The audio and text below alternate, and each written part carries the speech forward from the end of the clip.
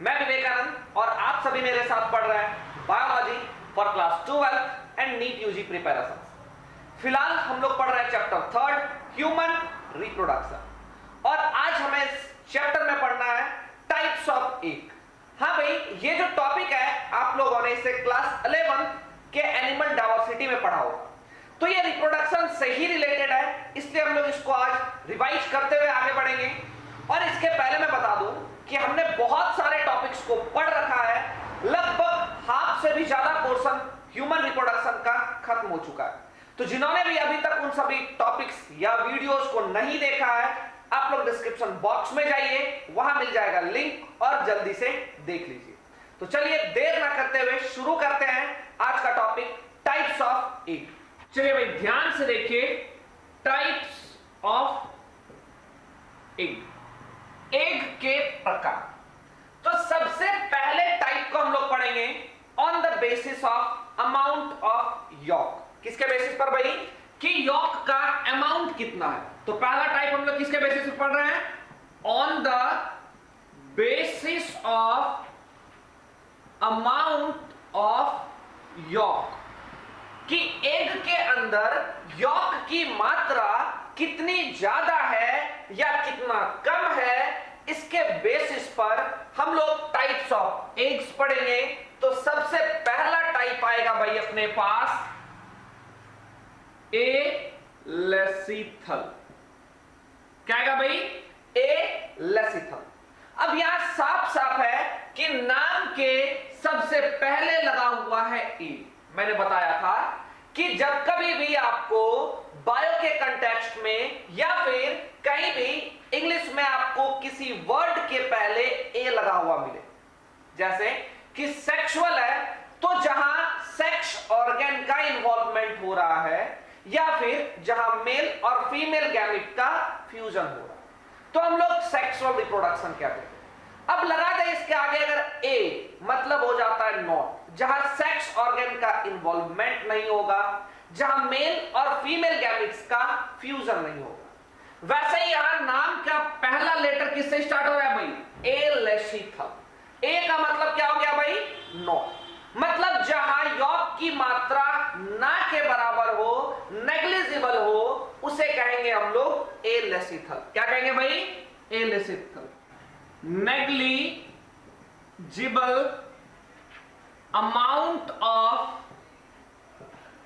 York is present. क्या बोल रहे हैं भाई? नेग्लिजिबल अमाउंट, एकदम से ना के बराबर। अगर आप लोगों ने 11th का चैप्टर 4 एनिमल डाइवर्सिटी सही से पढ़ा होगा तो इन सारे वर्ड से आप लोग परिचित होंगे। अगर एग्जांपल्स की बात करेंगे भाई, इस ए लेसिथल का एग्जांपल क्या हो जाएगा? तो ए लेसिथल का एग्जांपल हो जाएगा भाई ह्यूमन। क्या हो जाएगा? ह्यूमन। बहुत ही इंपॉर्टेंट है क्योंकि अभी हम लोग ह्यूमन रिप्रोडक्शन पढ़ रहे हैं, तो पूछा जाएगा कि ह्यूमन में बनने वाले एग्स किस टाइप के होते हैं, तो आप लोग आंसर दीजिएगा भाई ए लेसिथल। क्या आंसर दीजिएगा? ए लेसिथल, मतलब जहां यॉक की मात्रा ना के बराबर। फिर दूसरा टाइप है भाई अपने पास माइक्रोलेसिथल। क्या है भाई? माइक्रोलेसिथल। देखिए भाई नाम से ही पता चल रहा है, माइक्रो मतलब बहुत कम मात्रा में। हाँ यहां यॉक तो है लेकिन कम मात्रा में, तो ऐसे को हम लोग क्या बोलेंगे भाई? माइक्रोलेसिथल। तो इसके लिए क्या लिखेंगे? Less amount of yolk is present. कहते हैं अगर यॉक की मात्रा की बात करेंगे तो यहां लेस अमाउंट मतलब बहुत ही कम है, वहां तो ना के बराबर है ही नहीं कह सकते आप लोग। यहां पर क्या बोलेंगे भाई? लेस अमाउंट है लेकिन थोड़ा कम है। तो एग्जांपल्स की बात करेंगे तो इसका एग्जांपल हो जाएगा भाई यूथेरियन मैमल्स। कौन सा एग्जांपल हो जाएंगे भाई? Eutherian mammals. फिर थर्ड अगर हम लोग बात करेंगे भाई, तो थर्ड अपने पास आ जाएगा मीजोलेसिथल। ध्यान से देखिए भाई क्या लिखा है मैंने? मीजोलेसिथल मतलब ना बहुत ज्यादा होगा ना बहुत कम होगी, मॉडरेट अमाउंट ऑफ यॉक यहां मिलेगा, ना ज्यादा ना ही कम। तो क्या लिखेंगे भाई? Moderate amount of York is present, ना बहुत ज्यादा और ना ही बहुत कम। इसके एग्जांपल्स की बात करेंगे तो एग्जांपल हो जाएगा भाई एम्फीबियंस। क्या हो जाएगा भाई? एम्फीबियंस। ये सारे एग्जांपल्स बहुत इंपॉर्टेंट है, आप लोग याद रखिएगा। फिर फोर्थ अगर टाइप की बात करेंगे तो भाई फोर्थ हो जाएगा अपने पास पॉलीलेसिथल, या फिर इसी के लिए वर्ड यूज करेंगे मैक्रोलेसिथल, या फिर इसी के लिए वर्ड यूज करेंगे हम लोग मेगालेसिथल। देखिए भाई नाम से ही क्लियर है, पॉली मतलब कहीं ना कहीं ज्यादा ही होगा, मैक्रो ये भी ज्यादा अमाउंट को बता रहा है, मेगा ये भी क्या बता रहा है भाई? ज्यादा। तो हम लोग इसके लिए क्या लिखेंगे भाई? Large amount of York is present. इसमें यॉर्क की मात्रा क्या होगी भाई? बहुत ज्यादा। इसके पहले वाले में क्या थी? मॉडरेट, ना ज्यादा ना ही कम। इस वाले में क्या बता रहे भाई? कि बहुत ज्यादा मात्रा में यॉर्क प्रेजेंट। अब अगर इसके एग्जाम्पल की बात करेंगे भाई तो देखिए मेंशन कर लीजिएगा आप लोग, एग्जाम्पल बहुत ही इंपॉर्टेंट है भाई। तो एग्जाम्पल हो जाएगा भाई बर्ड्स, रेप्टाइल्स, प्रोटोथीरियंस और इंसेक्ट। और क्या हो जाएगा भाई? इंसेक्ट। एग्जाम्पल याद रखिएगा कि बहुत ज्यादा मात्रा में यॉर्क किस में पाई जाती है? किसके एग्स में पाई जाती है? तो आंसर दीजिएगा बर्ड्स, रेप्टाइल्स, प्रोटोथीरियंस और इंसेक्ट। क्या कहते हैं भाई आंसर? बर्ड्स, रेप्टाइल्स, इंसेक्ट और प्रोटोथीरियंस। तो इस तरीके से भाई कंप्लीट होता है अपना types of egg on the basis of amount of York, कि यॉर्क की मात्रा कितनी ज्यादा है या फिर कम। क्लियर है भाई? चलिए भाई अब हम लोग देख लेते हैं types of egg on the basis of distribution of York, कि यॉर्क का डिस्ट्रीब्यूशन किस तरीके से है, उसके बेसिस पर एग्स के क्या टाइप्स होते हैं। तो हम लोग नेक्स्ट अभी देखने जा रहे हैं भाई types of egg on the basis of distribution of York. इसके पहले हम लोगों ने देखा था कि भाई यॉर्क का अमाउंट कितना ज्यादा है उस बेसिस पर, या फिर यॉर्क का अमाउंट कितना कम है उस बेसिस पर एग्स के कितने टाइप्स होते हैं। अभी हम लोग क्या देख रहे हैं भाई कि यॉर्क का डिस्ट्रीब्यूशन कैसा है। क्या यॉर्क पूरा का पूरा सेंटर पर है, या यॉर्क पूरा चारों तरफ में बिखरा हुआ है? इन सभी के बेसिस पर हम लोग देखेंगे कि एग्स के टाइप कैसे होते हैं। तो सबसे पहले अगर बात करेंगे टाइप्स ऑफ एग की on the basis of distribution of York, तो हम लोग कहेंगे भाई आइसोलेसिथल। क्या कहेंगे भाई? आइसोलेसिथल, या इसी के लिए वर्ड यूज करते हैं होमोलेसिथल। अब देखिए भाई दोनों ही वर्ड्स में जो पहला वर्ड है आइसो और होमो, ये कहीं ना कहीं साफ बता रहा है कि यहां जो यॉर्क का डिस्ट्रीब्यूशन होगा वो पूरे में एक बराबर होगा, इसलिए क्या कहा गया अभी? होमोलेसिथल या फिर आइसोलेसिथल। तो इसके लिए हम लोग क्या लिखेंगे भाई? Yolk is present homogeneously. कहते हैं कि यॉर्क यहां होमोजीनियसली एक समान रूप से पूरे में बटा मिलेगा, इसलिए नाम क्या दिया गया भाई? आइसोलेसिथल या फिर होमोलेसिथल।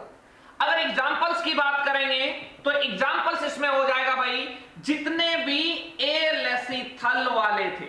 एलेसिथल मतलब क्या? जिनमें यॉर्क की मात्रा एकदम से ना के बराबर है वैसे हो जाएंगे। और इसी में आ जाएगा भाई आपका माइक्रोलेसिथल वाला भी। कौन आ जाएगा भाई? माइक्रोलेसिथल वाला, या फिर माइक्रोलेसिथल को हम लोग कह सकते हैं ओलिगोलेसिथल, मतलब जहां यॉर्क की मात्रा बहुत ज्यादा भी नहीं है, एवरेज भी नहीं है, एवरेज से थोड़ा कम है। क्या है भाई? एवरेज से भी थोड़ा कम है, तो माइक्रोलेसिथल। तो इसका एग्जांपल क्लियर है भाई? एलेसिथल और माइक्रोलेसिथल। ऐसे ऑर्गेनिज्म जो एलेसिथल में ग्रुप्ड किए गए हैं वो किनके एग्जांपल होंगे? होमोलेसिथल या फिर आइसोलेसिथल के। नेक्स्ट अगर हम लोग टाइप की बात करेंगे तो नेक्स्ट टाइप है भाई अपने पास टीलोलेसिथल। क्या है भाई? टीलोलेसिथल। तीनों का अगर हम लोग पहला वर्ड देखें तो भाई देखिए क्या बता रहा है कि ये किसी टेल पर या फिर एंड पर मिलेगा। कहां मिलेगा भाई? एंड पर। तो हम लोग क्या लिखेंगे इसके लिए? York is present eight one and. किसी एक छोर पर यॉर्क देखने को मिलता है तो क्या कहेंगे भाई? टेलोलेसिथल। अगर एग्जांपल्स की बात करी जाए तो एग्जांपल हो जाएगा भाई इसमें मीजोलेसिथल। क्या हो जाएगा भाई? मीजोलेसिथल। मीजोलेसिथल की अगर हम लोग बात करेंगे तो ना बहुत ज्यादा ना बहुत कम, मतलब पर्याप्त मात्रा में जिसमें यॉर्क पाया जाता है, वैसे ऑर्गेनिज्म में अगर हम लोग यॉर्क के डिस्ट्रीब्यूशन की बात करेंगे तो यॉर्क कहां मिलेगा भाई? किसी एक एंड पर मिलेगा। क्लियर है? फिर हम लोग अगर थर्ड की बात करेंगे तो थर्ड है अपने पास डिस्कॉइडल। क्या है भाई? डिस्कॉइडल। अब ये डिस्कॉइडल क्या होगा? देखिए भाई नाम से ही क्लियर हो रहा है, डिस्क मतलब कहीं ना कहीं यहां पर जो यॉर्क का डिस्ट्रीब्यूशन होगा वो डिस्क के फॉर्म में होगा, वो भी किसी एक एंड पर। तो इसके लिए क्या लिखेंगे भाई? Yolk is present at any end in the form of disc. Example हो जाएगा भाई, एग्जाम्पल हो जाएगा भाई मेगालेसिथल। क्या हो जाएगा भाई? मेगालेसिथल।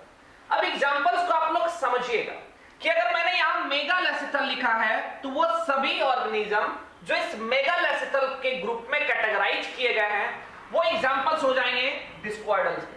जैसे कि इसमें एग्जाम्पल में आ जाएगा आपका भाई बर्ड्स, रेप्टाइल्स और प्रोटोथीरियंस। ठीक है भाई? तो ऐसे ही यहां पर मीजोलेसिथल की बात करेंगे तो इसी के एग्जांपल में आ जाएगा भाई एम्फीबियंस। क्या आ जाएगा? एम्फीबियंस। अब नेक्स्ट अपने पास फोर्थ टाइप है भाई सेंट्रोलेसिथल। क्या है भाई? सेंट्रोलेसिथल। देखिए भाई सेंट्रोलेसिथल नाम से ही पता चल रहा है कि यॉर्क कहां प्रेजेंट होगा? सेंटर पर। कहां प्रेजेंट होगा भाई? सेंटर पर। तो क्या लिखेंगे? York is present at centre. कहां मिलेगा भाई? सेंटर पर, यहां किसी एक एंड पर in the form of disc. इसके ऊपर में बात करेंगे तो किसी एक एंड पर। अब इसके एग्जांपल की बात करते हैं भाई तो एग्जांपल हो जाएगा यहां पर इंसेक्ट। क्या हो जाएगा भाई? इंसेक्ट। बहुत ही इंपॉर्टेंट है, याद रखिएगा कि किस एनिमल किंगडम के किस ग्रुप में ये जो आपका यॉर्क है वो सेंटर पर पाया जाता है। तो आंसर दीजिएगा इंसेक्ट में। किसमें भाई? इंसेक्ट। चलिए भाई अब हम लोग नेक्स्ट पढ़ लेते हैं types of egg on the basis of presence और एब्सेंस ऑफ सेल। कि सेल मौजूद है एग पर या नहीं है, इसके बेसिस पर कितने तरह के एग्स होते हैं। तो क्या पढ़ रहे हैं भाई? On the basis of cell, कि सेल या ऊपर का कवर प्रेजेंट है या नहीं है। तो चलिए भाई इस बेसिस पर दो तरह के एग्स होते हैं। एक तो होता है भाई क्लिडोइक एग्स। कौन सा भाई? क्लिडोइक एग्स। और दूसरा नॉन क्लिडोइक एग्स। देखिए भाई नाम से क्लियर है कि क्लिडोइक एग्स जहां सेल प्रेजेंट होगा, यहां नॉन क्लिडोइक है मतलब सेल्स एब्सेंट होगा। तो इसके में हम लोग क्या बोलेंगे भाई? सेल्स यहां पर क्या मिलेंगे? प्रेजेंट होगा और इसमें सेल क्या होगा भाई? एब्सेंट होगा। अब एग्जांपल्स की बात करते हैं भाई कि क्लिडोइक एग्स में कौन कौन सा आ जाएगा। तो इसमें एग्जांपल में आ जाएगा भाई बर्ड्स, इसके एग्जांपल में आ जाएगा भाई रेप्टाइल्स,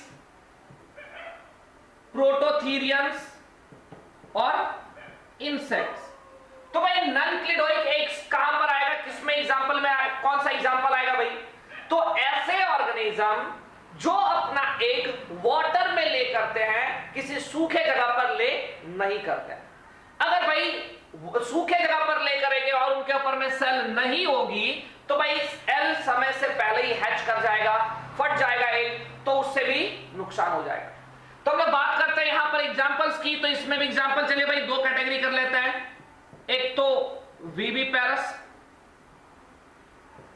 जितने भी वीवीपैरस हैं सब के सब जितने भी वीवीपैरस मैमल्स हैं सब के सब क्या, कौन से एग होते हैं भाई सब में? नॉन क्लेडोइक एग्स, मतलब ऐसे एग जिनके ऊपर में कवर नहीं पाया जाता। फिर हम लोग बात करते हैं भाई ओविपेरस की। तो ओविपेरस में कौन सा हो जाएगा भाई? कुछ ये सारे ओविपेरस तो भाई आपके क्लेडोइक एग्स में आ चुके हैं, तो नॉन क्लेडोइक एग्स वाले में कौन से ओविपेरस आएंगे? तो यहां पर आ जाएगा भाई फीसेस और एम्फीबियंस। कौन कौन सा भाई? फीसेस और एम्फीबियंस। जिनमें सेल प्रेजेंट होगा क्लेडोइक एग्स, जिनमें सेल्स एब्सेंट होगा उनको नॉन क्लेडोइक एग्स। अगर एग्जांपल की बात करेंगे तो क्लेडोइक्स में आ जाएगा बर्ड्स, रेप्टाइल्स, प्रोटोथीरियंस और इंसेक्ट। जबकि नॉन क्लेडोइक एग्स की अगर बात करेंगे तो सेल जिनमें नहीं होता है उनका एग्जांपल्स भाई सभी विविपेरस मैमल्स हो जाएंगे, और दूसरा यहां पर हो जाएगा फिशेस और एम्फीबियंस। क्लियर है भाई? चलिए भाई अब एक छोटे से टॉपिक को देखते हैं जिसका नाम है पार्थेनोजेनेसिस। नाम तो सुना ही होगा, याद कीजिए जब हम लोग प्लांट्स में सेक्सुअल रिप्रोडक्शन को पढ़ रहे थे तो तभी हम लोगों ने कहा था कि जब बिना फर्टिलाइजेशन के जो फीमेल ओवरी है वो फ्रूट में कन्वर्ट हो जाए तो ऐसे फ्रूट को पार्थेनोकार्पिक फ्रूट कहते हैं और ऐसे प्रोसेस को पार्थेनोजेनेसिस कहते हैं। वैसे ही अगर एनिमल्स में बिना फर्टिलाइजेशन के जो फीमेल गैमेट है अगर कंप्लीट ऑर्गेनिज्म में डेवलप कर जाए तो ऐसे को हम लोग पार्थेनोजेनेसिस कहते हैं। अब देखिए भाई कि यहां पार्थेनोजेनेसिस दो तरह का होगा, एक तो भाई हैप्लॉइड वाला होगा और दूसरा डिप्लॉइड वाला। अब हैप्लॉइड वाला क्या है भाई कि जो यहां पर हैप्लॉइड ये जो एग्स होगा, इस एग्स का फॉर्मेशन मियोसिस के द्वारा होगी। तो भाई अगर कोई सेल अपने पास 2n है और इसमें मियोसिस हो जाए तो इससे क्या बनेगा भाई? n ही बनेगा। मतलब यहां मियोसिस देखने को मिलती है तभी जाके एग्स का फॉर्मेशन होता है। और ये जो एग है वो एग बिना फर्टिलाइजेशन के ही कंप्लीट ऑर्गेनिज्म में डेवलप कर जाता है, जैसे कि हम लोगों को मेल हनी बी में देखने को मिलता है। जब हम लोग बात करेंगे तो यहां जो क्वीन मधुमक्खी होती है, क्वीन हनी बी, वो डिप्लॉयड होती है। क्या होती है भाई? डिप्लॉयड। वो जब गैमेटोजेनेसिस करती है तो मियोसिस के द्वारा क्या बना रही भाई? एन। क्या बना दी? एन। अगर इस एन का एन के साथ मतलब ये स्पर्म के साथ, ये जो अपने पास क्या है भाई? ओवम, इस स्पर्म के साथ फर्टिलाइजेशन हो जाए तो ये 2n बनेगा और ये फर्दर चलकर या तो क्वीन बन जाएगी या तो फिर वर्कर बन जाएगी। क्या बन जाएगा भाई? वर्कर। लेकिन अगर फर्टिलाइजेशन हुआ ही नहीं, क्या नहीं हुआ भाई? अगर फर्टिलाइजेशन हुआ ही नहीं मतलब विदाउट फर्टिलाइजेशन अगर ये डेवलप करता है तो ये बन जाएगा मेल। क्या बन जाएगा भाई? मेल। तो ये भी एन था तो ये भी फाइनली क्या रह जाएगा भाई? एन ही रह जाएगा। ऐसे को हम लोग क्या कह रहे हैं भाई? अरहेनोटॉकी। क्या कह रहे हैं भाई? अरहेनोटॉकी। जब हम लोग को क्या मिल रहा है? हैप्लॉइड। क्या मिल रहा है भाई? हैप्लॉइड। लेकिन अगर ऐसा ही कंडीशन हुआ और डिप्लॉइड मिला, क्या मिला भाई? डिप्लॉइड, तो इसे नाम दिया जाता है थैलोटॉकी। क्या नाम दिया जाता है भाई? थैलोटॉकी। यहां जो एग्स का डेवलपमेंट होता है वो बिना मियोसिस का होता है, मतलब मियोसिस हुआ ही नहीं। अगर अपने पास 2n है तो आगे चलकर भी क्या मिलेगा भाई? 2n, मतलब डिप्लॉयड है तो फर्दर एग भी क्या मिलेगा भाई? डिप्लॉयड। और यहां पर हम लोग को मियोसिस देखने को नहीं मिलेगा, इसलिए कह रहे हैं यहां डिप्लॉयड एग होगा। यहां मियोसिस होती है तो यहां कैसा एग होगा भाई? हैप्लॉयड। इसके एग्जांपल्स की बात करेंगे तो एग्जांपल हो जाएगा लेसर्टा। क्या हो जाएगा भाई? लेसर्टा। क्लियर है? चलिए भाई अब आज का नेक्स्ट टॉपिक देख लेते हैं हम लोग, जो कि है क्लीवेज। क्या है भाई? क्लीवेज। भाई इस क्लीवेज का मतलब क्या होता है? अगर क्लीवेज के मतलब की बात करेंगे तो सिंपली ये एक तरह का डिवीजन। क्या है भाई? डिवीजन। अब ये डिवीजन कहां होती है? अगर बात करेंगे कि ये जो क्लीवेज है ये क्या है भाई? डिवीजन। तो भाई ये डिवीजन कहां देखने को मिलता है? जायगोट या फिर आप इम्ब्रियो कह सकते हैं। क्या कह सकते हैं भाई? जायगोट या फिर इम्ब्रियो। तो कब होता है? कहते हैं जायगोट और इम्ब्रियो में इनिशियल डिवीजन, जो शुरुआती के डिवीजन होते हैं, इन्हीं डिवीजन डिवीजन्स को क्लीवेज कहा जाता है। ध्यान से सुनिएगा कि जायगोट और एम्ब्रियो में शुरुआती दौर में होने वाले डिवीजन को क्लीवेज कहा जाता है। अब ध्यान से समझिएगा कि यहां जो एम्ब्रियो का साइज है वो बढ़ेगा भी नहीं और घटेगा भी नहीं, भले ही कितना ही डिवीजन हो जाए, यहां size of embryo remains same. एकदम बहुत ही इंपॉर्टेंट पॉइंट है भाई कि क्लीवेज एक ऐसा डिवीजन है जहां पर डिवीजन हो रहा है, नंबर ऑफ सेल्स बढ़ रहे हैं, लेकिन जो साइज है एम्ब्रियो का वो नहीं बढ़ रहा है। तो भाई ऐसा कैसे हो सकता है कि नंबर ऑफ सेल्स बढ़ जा रहे हैं लेकिन साइज उतना ही? बिल्कुल हो सकता है भाई। आप देखिए, अगर ये अपने पास कोई एम्ब्रियो है, इसमें हम लोग डिवीजन कर रहे हैं भाई, पहले ये कितना डिवीजन हो गया 4, तो यहां कितने बने 4 बड़े बड़े सेल्स। अब डिवीजन ये होता जाएगा, ऐसे ही ढेरों सारे डिवीजन्स हो जाएंगे। क्या हो जाएंगे भाई? डिवीजन्स। तो देखिए भाई यहां सेल्स का नंबर बढ़ चुका है, सेल का नंबर क्या हो चुका है भाई? बढ़ चुका है। लेकिन अगर ध्यान से देखेंगे तो यहां जो ये कंप्लीट साइज था उसमें कोई भी इंक्रीमेंट देखने को नहीं मिल रहा है। पहले अपने पास सेल बड़ा था, अब ये सेल छोटा छोटा हो गया है, तो यहां हम लोग क्या कहेंगे भाई कि नंबर ऑफ सेल्स इंक्रीज हो रहा है लेकिन साइज ऑफ सेल डिक्रीज हो रहा है। तो हम लोग क्या लिखेंगे भाई? Number of cell increases. Cells का नंबर तो क्या हो रहा है भाई? बढ़ रहा है, लेकिन बट हम लोग बात करेंगे साइज ऑफ सेल की, तो साइज ऑफ सेल क्या हो जाएगा भाई? Size of cell decreases. बहुत ही इंपॉर्टेंट पॉइंट है भाई, ध्यान से देखिएगा कि जब शुरुआती कंडीशन में जायगोट या एम्ब्रियो में डिवीजन होती है तो ऐसे डिवीजन को क्या कहा जाता है भाई? क्लीवेज। क्लीवेज में जो एम्ब्रियो का साइज होता है वो जितना पहले था उतना ही रहता है, यहां सेल्स का नंबर तो बढ़ता है लेकिन सेल का साइज नहीं बढ़ता है। क्लियर है भाई? और क्लीवेज के बाद बनने वाले सेल्स को ब्लास्टोमियर कहा जाता है। क्या कहा जाता है भाई? ब्लास्टोमियर। तो इस पॉइंट को भी आप लोग मेंशन कर लीजिएगा। Cells formed during cleavage are termed as blastomere. क्या कहता है भाई? ब्लास्टोमियर। ध्यान से देखिएगा कि जब क्लीवेज के द्वारा नए सेल्स बन रहे हैं तो ऐसे सेल्स को क्या टर्म दिया जा रहा है भाई? ब्लास्टोमियर। क्लीवेज बहुत ही इंपॉर्टेंट टॉपिक है भाई, ऑब्जेक्टिव आता है आपके मेडिकल्स के एग्जाम में कि what do you understand by cleavage, या फिर 1 मार्क्स का यहां पर आपको क्वेश्चन आ सकता है बोर्ड्स में भी कि क्लीवेज से आप क्या समझते हैं। तो हम लोग क्या बोलेंगे सिंपली भाई? The divisions that take place initially in zygote or embryo is known as cleavage. In this division, size of embryo remains same, number of cells increases but size of cell decreases. बात करेंगे the cells formed during this cleavage are termed as blastomere. तो भाई इन points को आप लोग mention कीजिएगा तो आपको पूरा का पूरा नंबर मिल जाएगा। क्लियर है भाई? चलिए भाई अब हम लोग देख लेते हैं types of cleavage. Types of cleavage, तो सबसे पहले टाइप की बात करेंगे तो on the basis of fate of blastomere. अब ये ब्लास्टोमियर क्या था भाई? जो क्लीवेज के दौरान सेल्स बन रहे थे उन्हें ब्लास्टोमियर कहा जाता है। अब यहां फेट के बेसिस पर कि वो सेल्स आगे चलकर क्या बनाएंगे, ये फिक्स अगर है तो उसको हम लोग डिटरमिनेट कहेंगे, अगर ये फिक्स नहीं है तो इसे इनडिटरमिनेट कहा जाता है। तो on the basis of fate of blastomere 2 तरह का क्लीवेज होता है भाई। सबसे पहला डिटरमिनेट। क्या भाई? डिटरमिनेट, नाम से ही क्लियर हो रहा है, तो हम लोग यहां क्या लिखेंगे भाई?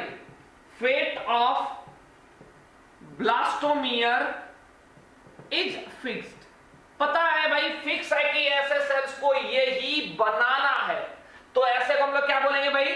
डिटरमिनेट, और दूसरा है इनडिटरमिनेट। क्या है भाई? इनडिटरमिनेट। जब यहां पर कोई कंफर्मेशन नहीं है कि कौन से सेल्स को क्या बनाना है, तो ऐसे को हम लोग क्या कहते हैं? इनडिटरमिनेट। तो क्या बोलेंगे भाई? Fate of blastomere is not fixed. कहते हैं कि यहां जो ब्लास्टोमियर का फेट है वो फिक्स नहीं है, कोई सा भी सेल कुछ भी बना सकता है, तो ऐसे को हम लोग क्या बोलेंगे भाई? इनडिटरमिनेट। और अगर फिक्स्ड है तो क्या बोलेंगे भाई? डिटरमिनेट। तो ये तो हो गया भाई on the basis of fate of blastomere. अब नेक्स्ट देखेंगे on the basis of distribution of yolk. मतलब यॉर्क, जब ब्लास्टोमियर का डिवीजन होता है तो यॉर्क का डिस्ट्रीब्यूशन किस प्रकार से होता है, उसके बेसिस पर देखेंगे कि क्लीवेज कितने प्रकार का होता है। तो नेक्स्ट है भाई ऑन द बेसिस ऑफ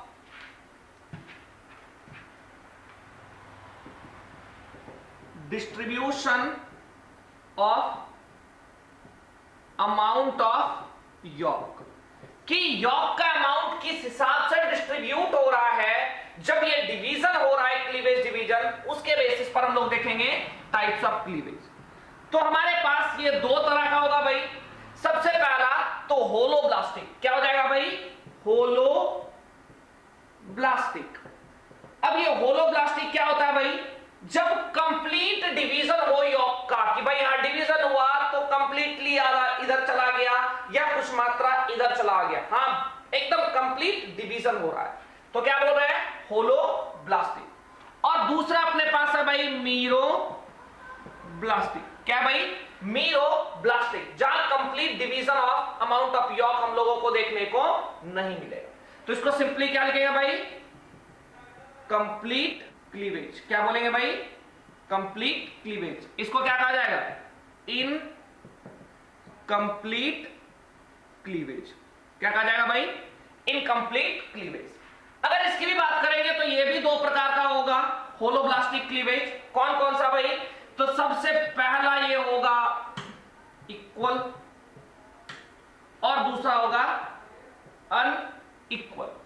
मतलब कि जब ये ब्लास्टोमियर की बात करेंगे हम लोग, इक्वली डिवाइड करेगा यॉर्क के साथ, तो हम लोग क्या बोलेंगे भाई? इक्वल। और जब अनइक्वली डिवाइड करेगा, किसी तरफ ज्यादा और किसी तरफ कम, तो ऐसे को हम लोग क्या बोलेंगे भाई? अनइक्वल। इक्वल वाले की एग्जांपल की अगर हम लोग बात करेंगे तो इसमें आ जाएगा भाई माइक्रोलेसिथल। मतलब जिनमें अमाउंट ऑफ यॉर्क क्या था भाई? थोड़ा ठीक ठाक है, मतलब ना बहुत ज्यादा है ना एवरेज है, एवरेज से भी थोड़ा कम, मतलब जिसको कह रहे थे हम लोग लेस अमाउंट ऑफ यॉर्क। अब अनइक्वल की बात करेंगे तो इसमें आ जाएगा भाई मीजोलेसिथल। कौन सा आ जाएगा भाई? मीजोलेसिथल। और साथ में ह्यूमन भी इसी का एग्जांपल हो जाएगा, तो ये अपने लिए बहुत इंपॉर्टेंट है। अगर पूछा जाए कि ह्यूमंस में, ध्यान दीजिएगा, अगर पूछा जाए कि ह्यूमंस में कौन सा क्लीवेज पाया जाता है, तो आंसर दीजिएगा होलोब्लास्टिक और अनइक्वल। अब बात करते हैं भाई मीरोब्लास्टिक की, तो ये भी दो तरह का है। एक तो है डिस्क्वाइडल और दूसरा है सुपरफिशियल। क्या है भाई? सुपरफिशियल। अगर डिस्क्वाइडल की बात करेंगे तो यहां जब क्लीवेज होगा, यहां जब यॉर्क को डिवाइड किया जाएगा क्लीवेज के साथ, तो यहां जब डिस्क का फॉर्मेशन होगा, डिस्क के फॉर्म में होगा, तो डिस्क्वाइडल कहेंगे। और अगर ऊपर ऊपर बस हो जाए तो क्या कहेंगे भाई? सुपरफिशियल। एग्जांपल्स देख लेते हैं डिस्क्वाइडल का। इसमें आ जाएगा भाई बर्ड्स, रेप्टाइल्स, प्रोटोथीरियंस। ठीक है भाई। और इधर के एग्जांपल की बात करेंगे तो एग्जांपल हो जाएगा इंसेक्ट। तो भाई इस चार्ट को आप लोग याद रखिएगा। आज के क्लास में बस इतना ही। अगर बातें आप लोगों को समझ में आ रही है तो भाई वीडियो को लाइक कीजिए, चैनल को सब्सक्राइब कीजिए, ज्यादा से ज्यादा शेयर कीजिए और बेल आइकन को प्रेस कीजिए ताकि आप लोगों को नोटिफिकेशन मिलता रहे। नेक्स्ट वीडियो में, नेक्स्ट लेक्चर में हम लोग पढ़ेंगे एम्ब्रियो के डेवलपमेंट के बारे में, मतलब एम्ब्रियोनिक डेवलपमेंट।